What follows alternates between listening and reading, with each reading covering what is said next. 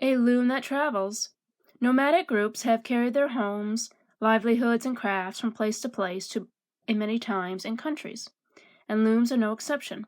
For centuries, the Fulani people of the West Africa have tended herds of cattle and established trade routes across a vast region that includes the modern-day countries of Mali, Mauritania, Burkina Faso, Nigeria, Senegal, and Guinea. Like many other nomadic weavers, the Fulani people traditionally used portable looms that could be hammered into the ground in each new location.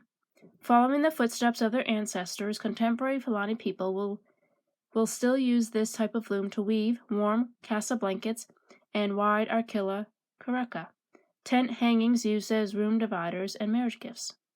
Colorful ikat.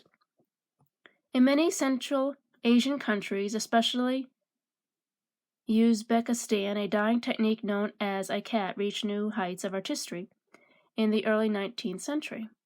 To make the distinctive ikat patterns, weavers stretched silk fibers in bundles around wooden frames. They wrapped sections in cotton thread, removed the bundles from the frames, and dipped them into steaming pots of dye. Once dry, the cotton is removed, leaving some portions of the silk undyed. This process can be repeated with different colors. Dyed threads are then reattached to the loom and woven into vibrant, complex designs. Traditionally, an Uzbek bride's dowry included an elaborately dyed, luxurious ikat robe called a munisak. Today, the designs and fabrics of this community have transcended local traditions and became popular in contemporary fashion and decor around the globe. Tied to the art. Peruvian weavers have used backstrap looms for thousands of years, creating and mastering many different techniques and styles. When using a backstrap loom, one end of the weaving is secured to a stationary object, such as a house, tree, or stake, and the other end is attached to the weaver. The weaver leans their body to create tension. Peruvian artisans customarily spin their yarn from local resources such as alpaca, llama, and vacuna. In modern-day Peru, many weavers continue traditional practices in collaborative or cooperative groups, working together to improve marketing and sales of their textiles beyond their regions and to establish fair trade practices. Colonial craft. By the end of the 1600s, families from many parts of Europe were migrating to the American colonies. Spinners and weavers were desperately needed in the colonies and were sometimes rewarded with subsidies and land grants. The colonists planted flax and raised sheep for wool. Every member of the family contributed to making cloth for the household. Combing, carding, spinning, and weaving. Journeyman weavers traveled from house to house, helping those who could not weave on their own. Colonial weaves were often decorative, the yarn dyed blue with indigo and red with madder or pokeberry.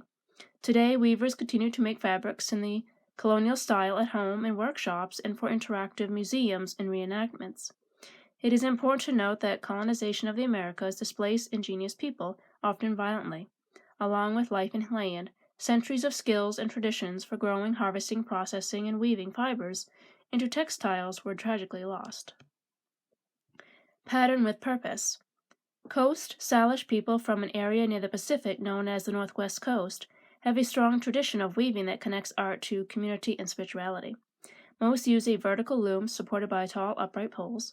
Historically, their textiles have incorporated a variety of fibers, including hemp, tree bark, mountain goat wool, and wool from a now extinct breed of dog, known as the Comox or Salish wool dog. Salish weavers carefully design color, shape, movement, and meaning in everything from trampolines, belts, and sashes to special robes and blankets, used to commemorate traditions and milestones.